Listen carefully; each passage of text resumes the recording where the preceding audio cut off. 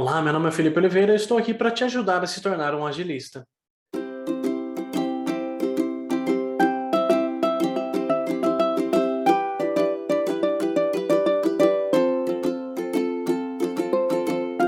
Bom, o tema de hoje, o papo que a gente vai ter aqui hoje é de um assunto relativamente simples, vai na hora que você começa a estudar um pouco mais sobre, mas ele gera muita polêmica entre as pessoas que trabalham com agilidade, trabalham com Scrum, por exemplo, e eu não quero falar exatamente do item, eu vou explicar esse item com mais detalhes no futuro, mas o meu ponto aqui é que toda vez que eu falo desse assunto, toda vez que eu comento esse assunto para alguém, eu tenho mais ou menos a mesma pergunta sempre. Tá?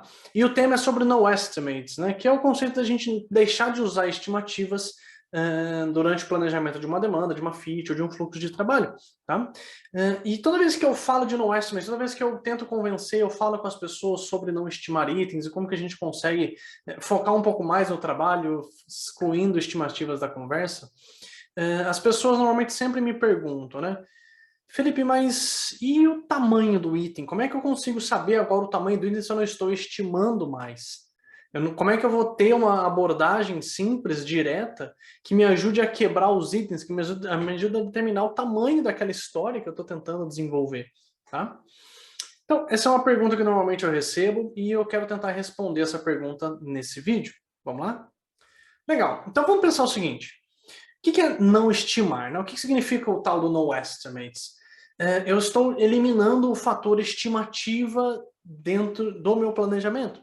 Então, quando eu vou determinar a prioridade de um item, quando eu vou planejar um item de trabalho dentro do meu fluxo, normalmente muitos times aí, muitos times Scrum, por exemplo, trabalham com estimativas, né? Então, técnicas específicas para você poder determinar o tamanho, a complexidade, o esforço daquele item através de algum tipo de análise mais subjetiva ou mais determinística, né? Mais subjetiva ou mais absoluta.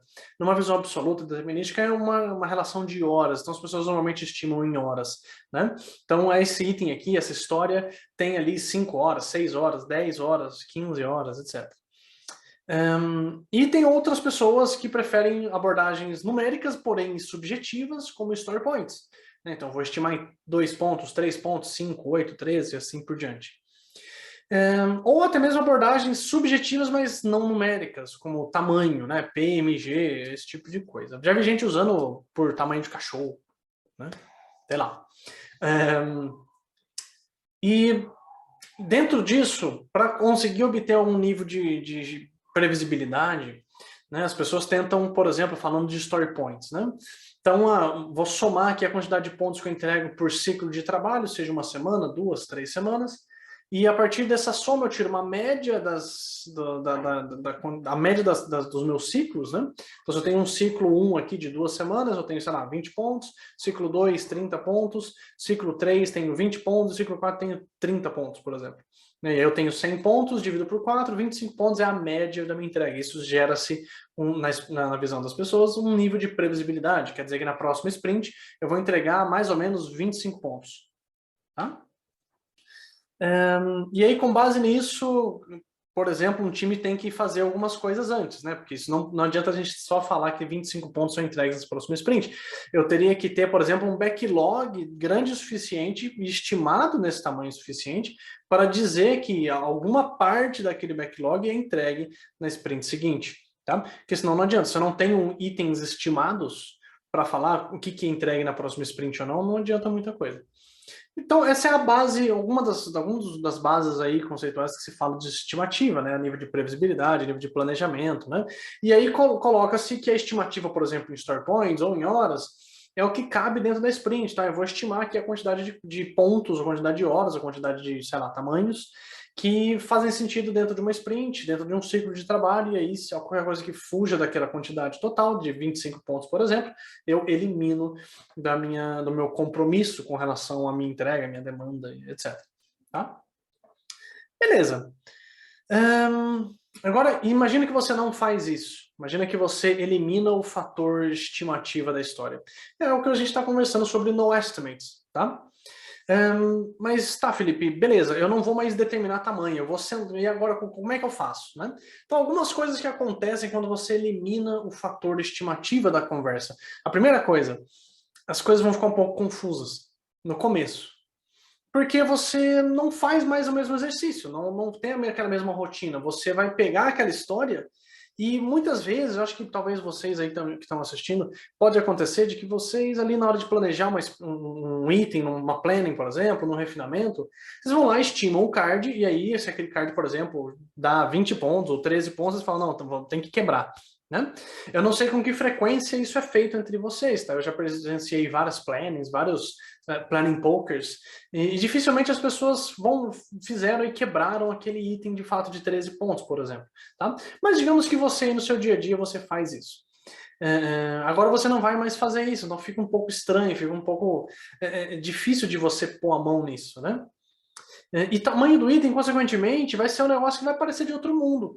Porque agora você não tem algo que consiga balizar para você isso, essa relação de tamanho. Tá? Porque você não tem aquele marcador, aquele tipo de signo específico que você usa para falar, olha, aquilo diz para mim que eu preciso quebrar. Tá?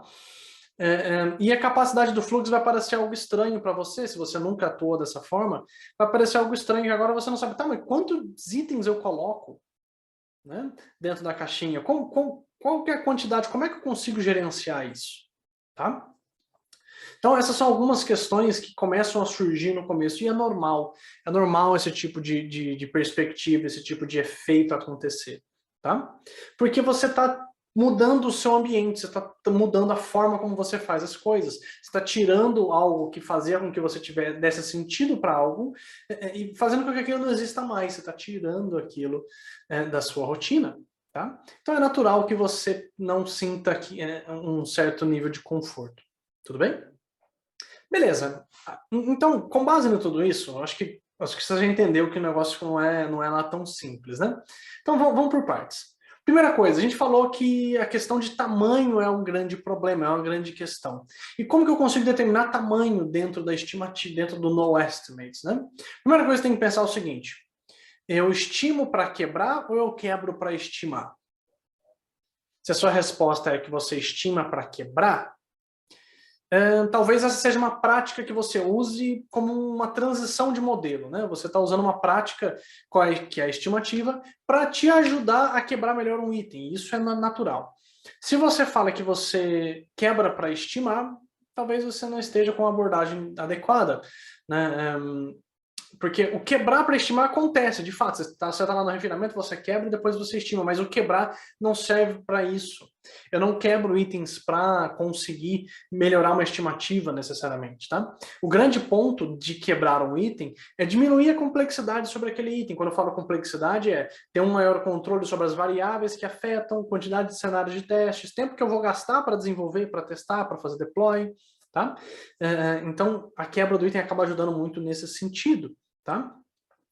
Então, se eu começar a pensar que, ao invés de foco na estimativa, eu vou focar agora na quebra do item. E como que eu posso quebrar o item? Como que eu posso ter algo que me ajude a quebrar? Bom, tem algumas técnicas que você pode usar. Por exemplo, tem uma técnica que... de novo, essas técnicas elas são usadas para permitir uma linha de raciocínio. Tá? Elas não são o foco, não são o que você precisa usar sempre. Tá? São só mecanismos que instigam a sua imaginação, a sua criatividade para conseguir direcionar o trabalho. Tá? Então, por exemplo, tem uma técnica chamada 7 dimensões do produto. Tá? 7 dimensões do produto.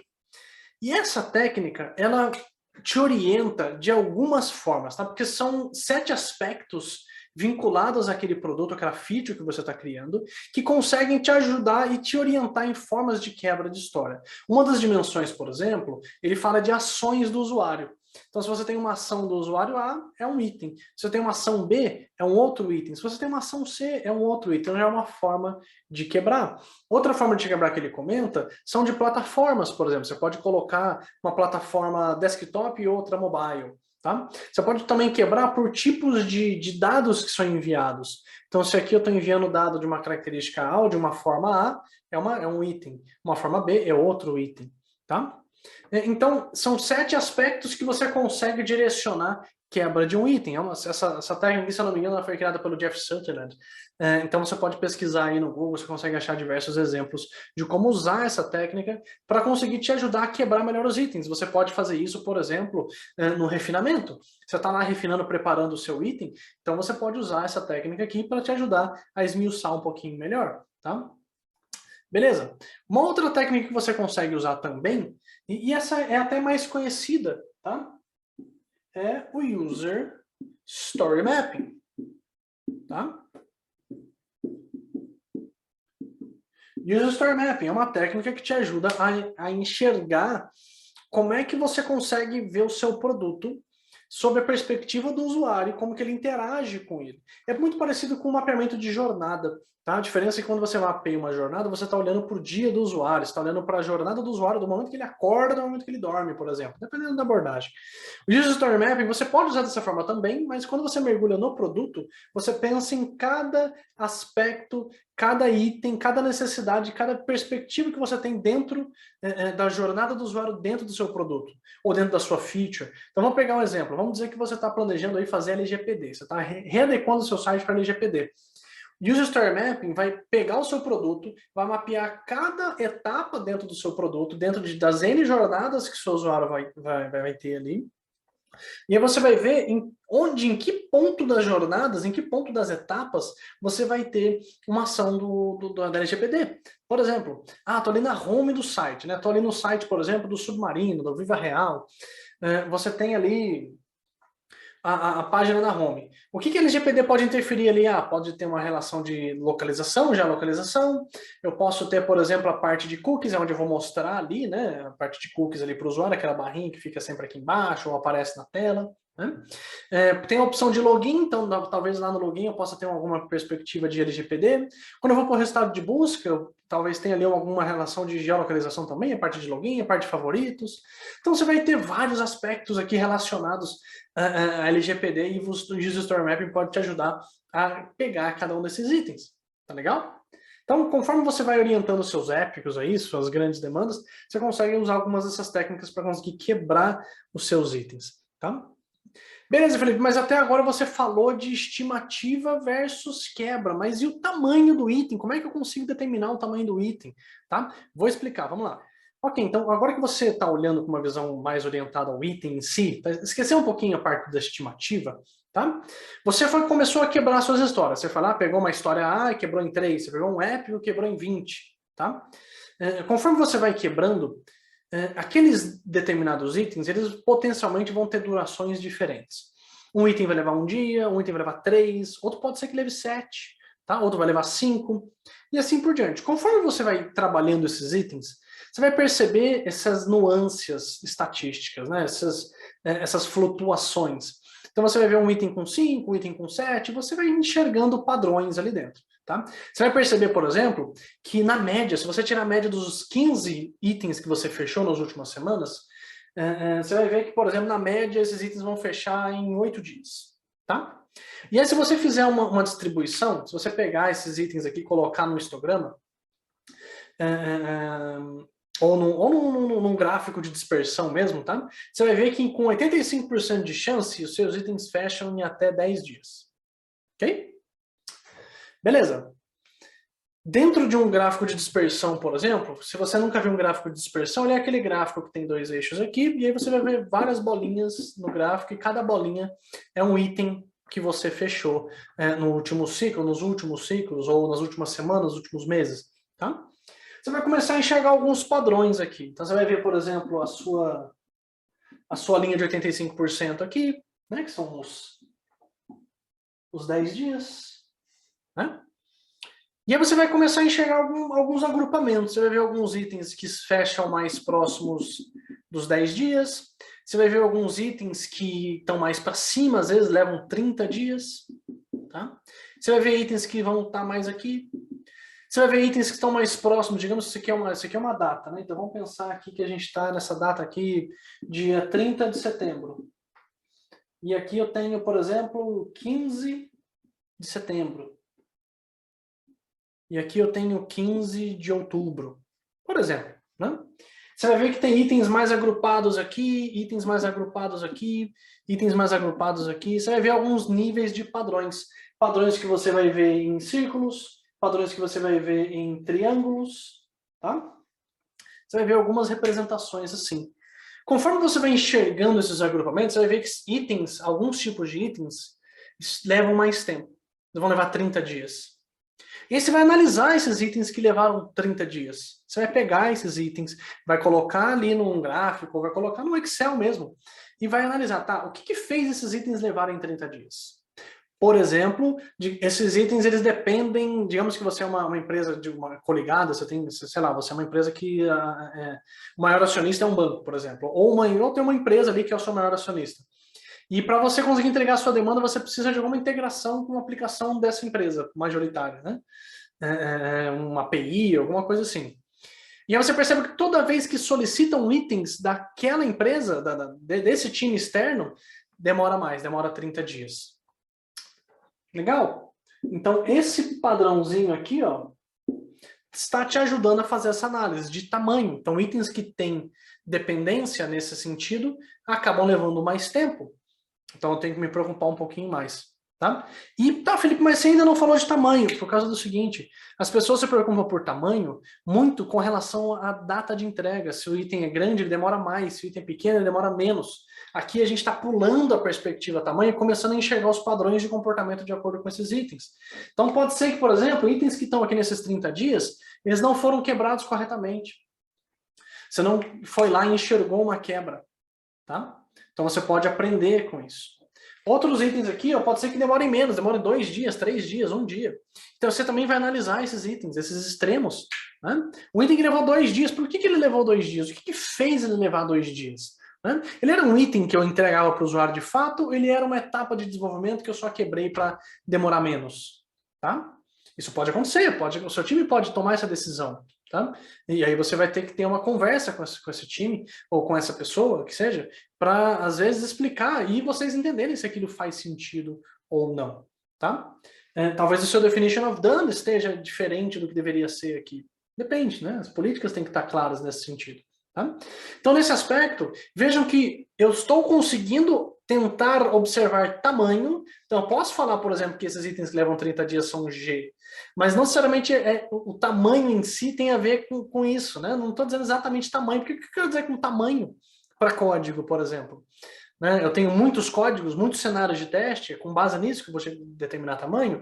Então não, talvez você tenha que ter esse nível de observação, enxergar esses padrões e através desses padrões você entender quais são os tipos de demandas que aparecem dentro do seu fluxo. Vai ter demanda aqui, por exemplo, de um dia, que é uma melhoria técnica. Isso aconteceu comigo. A gente começou a analisar a métricas de um time e a gente percebeu que histórias levavam 30 dias, 25 dias, mas melhoria técnica levava 1 dia, 2 dias, 3 dias no máximo. Só que se você olhasse a média de entrega estava dando mais ou menos uns 15 dias, e os 85% estava dando 20 dias.